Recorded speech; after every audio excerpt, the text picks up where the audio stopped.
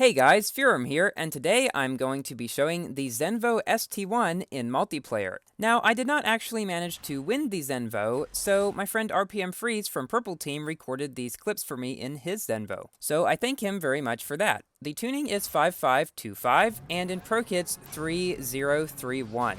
Now for our first race, which is on the Great Wall against a lot of F1 cars, a Vulcan, and an R8 SE. So I'm sure you'll notice right off the bat that the Zenvo ST1 does not have the greatest acceleration, nor does it have the greatest nitro efficiency, and as you can see, its drifting isn't too great either, and to top it all off, its speed is, well, pretty bad for its rank. The only reason I even participated in the Enduro Double Down for this car was to get some V8 engines, and once I got enough V8 engines for it, I quit, because the car really was not worth my time. As you'll see in this video, even though Freeze pulls out some quite good overtakes, the car has just such bad stats all around, including the speed, that it's really not useful in multiplayer at all, and it's not at all useful in events or anything either. I assume there's going to be an Owner's Cup for it, and then we'll probably never see it again. Thankfully, this was a one-lap race, and because a lot of the cars went the longer way, Freeze was able to pull ahead into second position, and while he was beat by a Vulcan, he did beat an R8 e-tron Special Edition, an MP48, and two MP425s. The three F1 cars were not boosted, but they're still faster than this car at this rank, I believe. At least the MP425s. The MP48 speed is not that great at pretty much any rank, and the only reason people use it, I think, is because of its great acceleration. Mine is at a rank of 1571. I may be testing it, I don't know, because it's just become completely non-competitive, pretty much. Oh yes, and this is exciting news, guys. For those who haven't heard yet, although I assume most of you have, the Apollo Intensa Emozione R&D is coming this Friday, in just 2 days as of this recording, so we'd better get farming. Here, the R8 SE knocked the Zenvo down, even though the Zenvo would have practically no chance of winning against him. I've noticed this a lot among R8 SE drivers, and a lot of other people have noticed this too. It's not just me. A fair amount of R8 SE drivers tend to be somewhat of bullies, as in knocking down cars completely unnecessarily and trolling at the low ranks and still coming in first and not letting people gain points, even when they're free racing.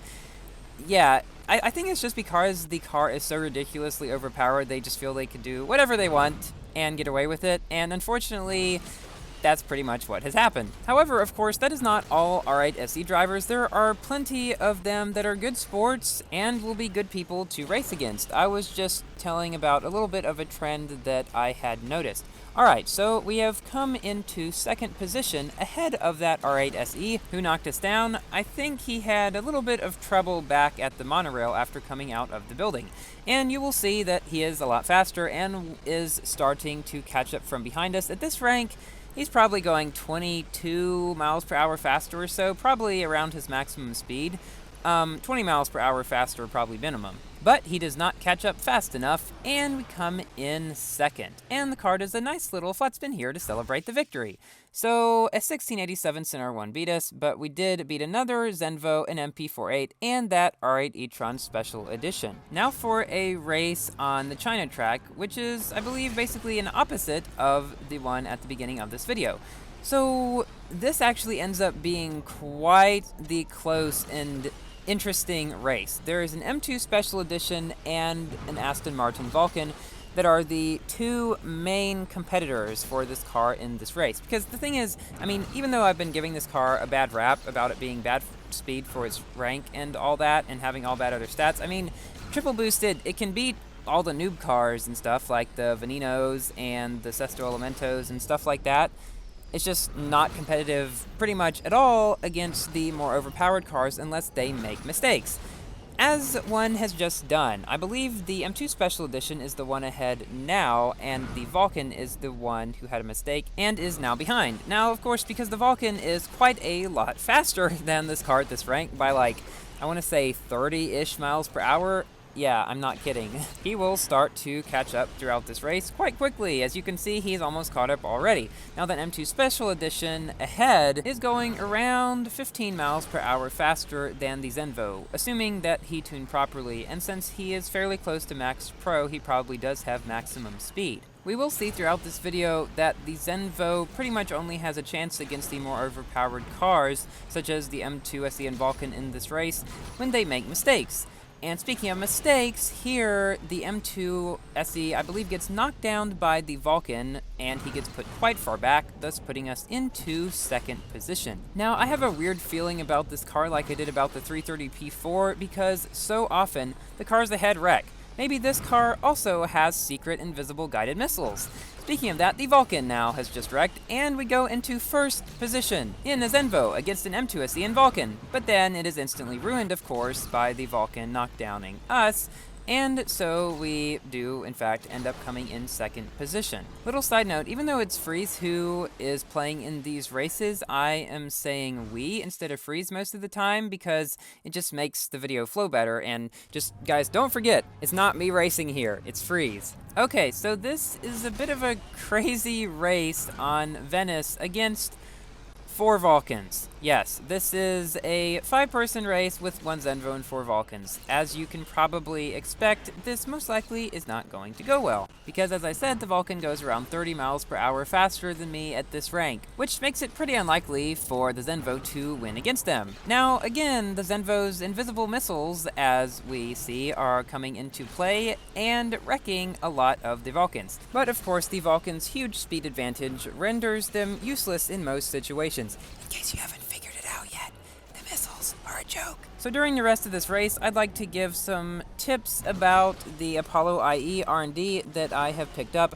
I may make a specific video about it because I'm sure a lot of you may be wanting that since it's the new king of the game and all, so I will probably make that, but I'm still going to give you guys some of what I've found here. Okay, so the final AI can be beaten with a minimum tune of 05035050. 4 on Nitro is recommended if you are not like super duper pro. Top speed upgrades are obviously more speed efficient than Nitro upgrades, but also max upgrades are more speed efficient than upgrades to pro kits. This is important because you want to upgrade Nitro before you go to exhaust, and I've seen some people upgrading exhaust first. It gives a higher rank for a lower speed of like 3 or so miles per hour. It's just not worth it. Now, I have found that one of the best ways to balance the speed and acceleration boost is upgrade Nitro to 4 and then add exhaust to the car. What this does is it gives the highest tuning kit speed boost for Nitro, and it allows you to gain acceleration from the exhaust. So that is the most speed efficient way that you can have 5 on exhaust. Okay, so now we've built 05045055. Now this tune is very good. It has very high speed for its rank, however it is lacking one thing. It speeds up quite a bit slower than the Vulcans around this rank. If we upgrade the acceleration to 3, it speeds up almost as fast as the Vulcans, but upgrading acceleration to 4 will allow you to accelerate faster than even the 1747 and Max Pro Vulcans that you might face on rare occasions. So that leads us to 4504 and 5055 in Pro Kits, which is rank 1685 and will most likely be my tune because of all the before mentioned reasons. Alright, again, I may make a video explaining this in a bit more detail. So even though we did lose to 3 Vulcans in this race, we did beat one other one on Venice 2 laps, which is a pretty good achievement, I'd say, because, again, they're a whole lot faster, and that would be extremely rare. In this race, we have another fellow Purple Team member, Gaurav Sawant, I believe it is pronounced. He enjoys statistics of the cars in Asphalt 8, like myself, and was the one who proved that the 1679 tune is, in fact, the most speed-efficient tune for the Vulcan below 1680 that still has maxed acceleration. And so, he is driving a 1679 1679 Vulcan, which is the car way up there in first place. So I got some comments on my Air Hycera GT video because I titled it my new favorite multiplayer car, and when risking points at 100%, it certainly is, because it gets about the same matchmaking as my 1679 Vulcan, and it's 3 miles per hour faster and does not accelerate much slower at all. It accelerates faster than the 1682 Sin R1s, for example. So yeah, when I'm at 100% risk, my favorite multiplayer car is in fact the Hycera GT, instead of the Vulcan, which may surprise some of you, but if you watch my 1715 Hycera GT video, you will understand why, and I believe that is the best tune for the car, aside from Max Pro, which debatably is better because you may get more rating. You will probably not win quite as often though. So yeah, bottom line, if you have the Hycera GT and enough V8 engines to upgrade it, I would definitely recommend tuning it to that 1715 tune, because you will win practically all your races if you risk points at 100%. You'll probably have to use another car to build up to that percentage, however. In this race, Gorov came in first with his Vulcan, and we found another Zenvo ST1. Usually, when there's a new car, there's going to be a lot of people testing it in multiplayer, but everybody knows already that the Zenvo is so bad that we rarely see any more of them. Now, it is faster than the Biome. As I've said, it can beat the cars that are less overpowered around this rank, just not the more overpowered ones. So don't let that fool you. And, well, that was a cool barrel. In this race, we are up against a Vulcan and a McLaren MP48. Who I believe we are actually slightly faster than at this rank, the MP48 anyways. However, the MP48 is still going to pretty much pull out most of the wins against this car, even though, again, it is not very overpowered. It's just this car is even less overpowered and does not accelerate well and has all those other bad stats that I mentioned earlier. The reason, though, that the Vulcan has been king ever since it has come out and allowed people to reach a higher rating than with practically any other car is because it is just so well balanced, can compete on every single track, and can pull out wins against pretty much every single car more than they can win against it. Now, there are, of course, some tracks where some cars will beat it, but usually the Vulcan will beat most others. Now, the Apollo IE is basically like an upgraded version of the Vulcan. It has the speed of the Homage, better acceleration than the Vulcan, handling of, I don't know, the MP48 maybe, and about the same nitro efficiency as the Vulcan. So yes, go for the Apollo IE. Thank you all so much for watching, and thank you to Freeze again for recording these clips. Please give the video a thumbs up if you enjoyed it, and consider subscribing for more Asphalt 8 content. And I will see you in my next video. Goodbye!